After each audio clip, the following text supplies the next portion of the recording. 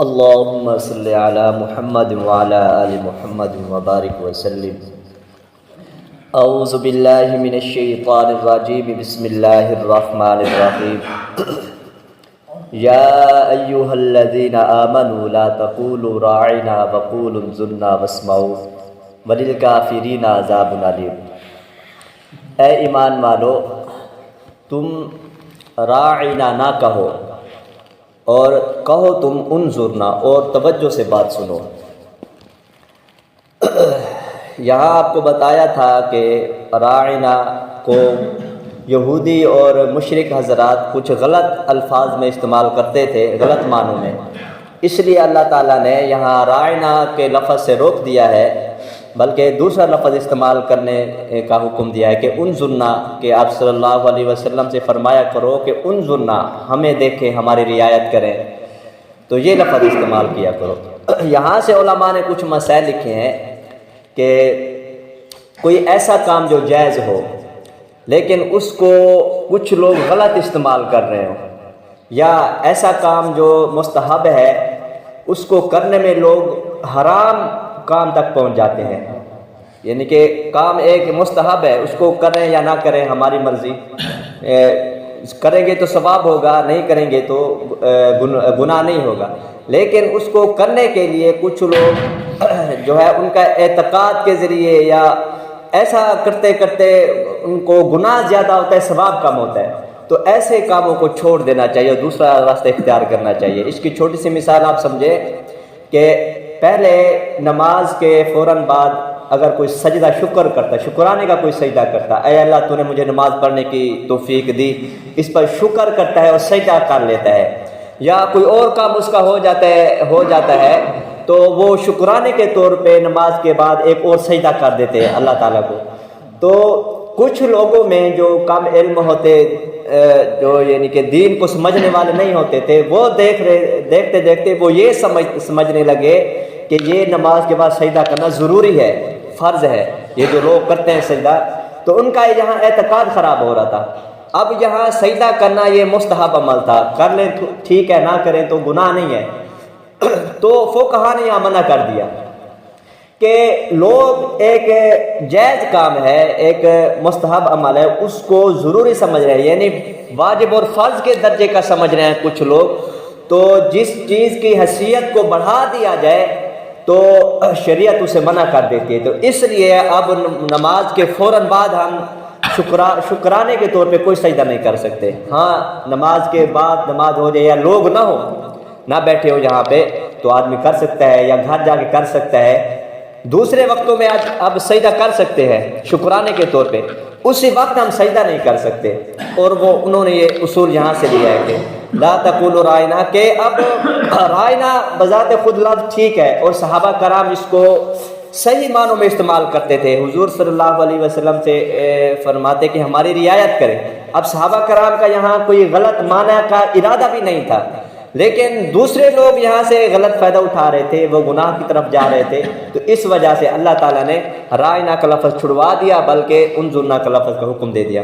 اب اگر یہاں صحابہ کرام کہتے کہ ہم تو اس کو صحیح معنی میں لیتے ہیں، ہم تو صحیح استعمال کرتے ہیں، لفظوں کے اعتبار سے بھی اس کو صحیح استعمال کرتے ہیں اور معنوں کے اعتبار سے بھی اس کو ہم صحیح استعمال کرتے ہیں، تو صحابہ کرام کہہ سکتے تھے. لیکن یہ جب اصول بن جاتا ہے، یہ سب کے لیے ہوتا ہے. جو صحیح استعمال کرتے ہیں ان کو بھی منع کر دیا، جو غلط استعمال کرتے تھے ان کو بھی تو ویسے ہی منع کر دیا.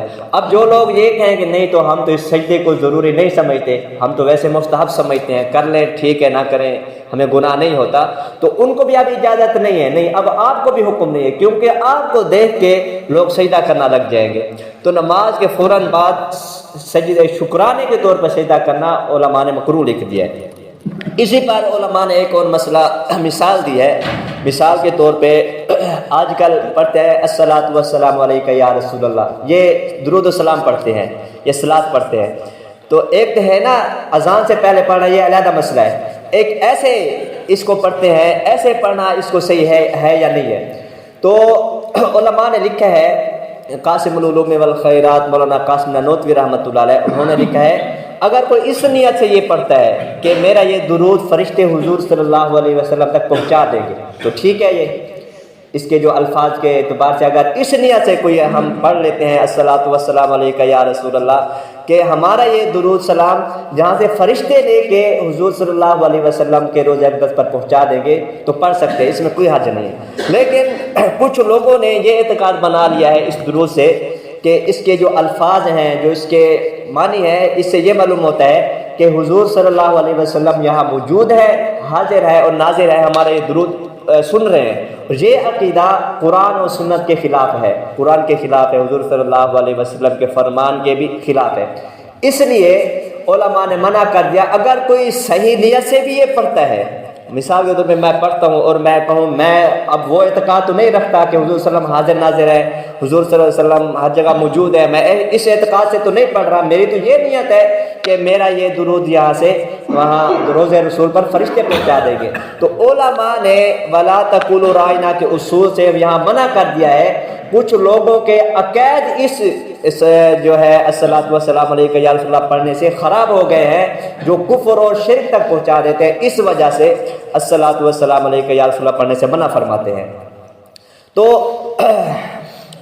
کچھ لوگوں نے کہا ہے کہ اس کے بدلے ہم درود ابراہیمی پڑھ سکتے ہیں، اس کے جو الفاظ اور سیغے ہیں وہ ٹھیک ہے۔ اللہم صلی علی محمد، حضور صلی اللہ علیہ وسلم پہ درود السلام ہو، وعلی آل محمد، اس کی آل پہ اب سب آ جاتے ہیں، ایک حضور صلی اللہ علیہ وسلم کی اپنی آل اولاد، دوسرے سارے مسلمان اس میں آ جاتے ہیں، وعلی آل، اور اس میں حضرت ابراہیم علیہ السلام کے پر بھی درود پہنچ جاتا ہے، اس کی آل پر بھی، اور اس کی آل سے بھی سارے مسلمان جو ہے وہ مراد ہے، اس کی اپنی آل اولاد بھی ہے اور سارے مسلمان بھی۔ تو علماء نے لکھا ہے صیغوں کے اعتبار سے بھی، لفظوں کے اعتبار سے، معنوں کے اعتبار سے بھی سب سے افضل ترین جو درود ہے وہ درود ابراہیمی ہے۔ اگر کوئی درود ابراہیمی پڑھتا ہے تو اس کے صیغے بھی ٹھیک ہیں، اور افضل ترین بھی، ہر درود سے سب سے زیادہ افضل ترین جو درود ہے وہ درود ابراہیمی ہے۔ اسی وجہ سے حضور صلی اللہ علیہ وسلم نے اسی درود کو نماز کے اندر مقرر کر دیا کہ نماز کے اندر یہ پڑھا کرو۔ اگر کوئی اور درود افضل ہوتا تو وہ حضور صلی اللہ علیہ وسلم بتا دیتے، لیکن اور نہیں بتا ایک یہ بھی دلیل ہے اس کے افضل ہونے کی کہ اس کو ہر نماز کے لیے حضور صلی اللہ علیہ وسلم نے پسند فرمایا۔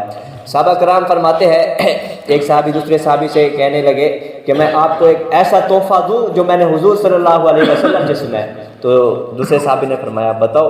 اس نے کہا کہ ایک بار ہم حضور صلی اللہ علیہ وسلم کے پاس بیٹھے تھے، تو ایک صحابی نے پوچھا کہ ہمیں آپ درود پڑھنے کا حکم تو ہے، تو ہم کس طرح پڑھیں درود؟ تو حضور صلی اللہ علیہ وسلم نے یہ درود ابراہیمی پورا پڑھ کے سنایا، اللہم صلی علی محمد کما صلیت علی ابراہیم وعلی آل ابراہیم، سارا یہ پورا آخر تک یہ درود پڑھ کے سنایا۔ تو یہ ایک تحفہ ہے۔ جب حضور صلی اللہ علیہ وسلم معراج پر گئے تو معراج پر حضرت ابراہیم علیہ السلام سے ملاقات ہوئی، تو حضرت ابراہیم علیہ السلام نے فرمایا کہ میرا سلام اپنی امت کو جا کے دے دینا، اپنی امت کو میرا سلام کہنا۔ دو اور بھی پیغام دیے کہ وہاں جو جنت ہے وہ چٹی المیدان ہے، اگر آپ کہتے ہیں کہ آپ کی جنت سرسبز ہو جائے تو آپ ہر وقت ذکر کیا کرو، سبحان اللہ الحمدللہ، ایک بار آپ سبحان اللہ کہو گے تو جنت میں آپ کا ایک درخت لگ جائے گا۔ تو وہ بھی حضرت ابراہیم علیہ السلام نے پیغام دیا، اور یہ بھی بتایا کہ اپنی امت کو میرا جا کے سلام کہہ دینا۔ اس سلام کے طور پہ حضور صلی اللہ علیہ وسلم نے یہ درود ابراہیمی ہمیں دیا کہ جب بھی آپ درود پڑھو گے تو حضرت ابراہیم علیہ السلام پہ بھی سلام پہنچے گا۔ اور کچھ علماء نے اس کے ایک اعمال لکھا ہے کہ کوئی رزق کی وجہ سے پریشان ہے یا گھر میں کوئی پریشانی ہے، میاں بیوی میں آپس میں لڑائی رہتی، نفرتیں رہتی ہیں، تو انہوں نے بتایا ہے کہ یہ جو درود ابراہیمی ہے بہتر یہ ہے کہ رات کے وقت یہ عمل کرے۔ عمل کا طریقہ یہ ہے کہ اکیلا بیٹھ کر 11 بار درود ابراہیمی پڑھے شروع میں، پھر اس کے بعد 100 مرتبہ صلی اللہ علیہ وسلم پڑھے، پھر آخر میں پھر 11 مرتبہ درود ابراہیمی پڑھے۔ یہ 7 دن تک، جمعرات سے عمل شروع کرے اور بدھ تک، یعنی 7 دن تک یہ عمل کرے، تو اس کے رزق میں بھی برکت آ جائے گی، اور جو گھر میں پریشانیاں ہوں گی، میاں بیوی میں لڑائی ہے، گھر والوں کے ساتھ ہر وقت لڑائی رہتی ہے، اور رشتوں کی وجہ سے کوئی پریشانی، کوئی بھی پریشانی ہے، اگر 7 دن تک یہ عمل کرتا رہے گا تو اس کی یہ پریشانی اللہ تعالیٰ دور فرما دیں گے اس درود ابراہیمی کی وجہ سے۔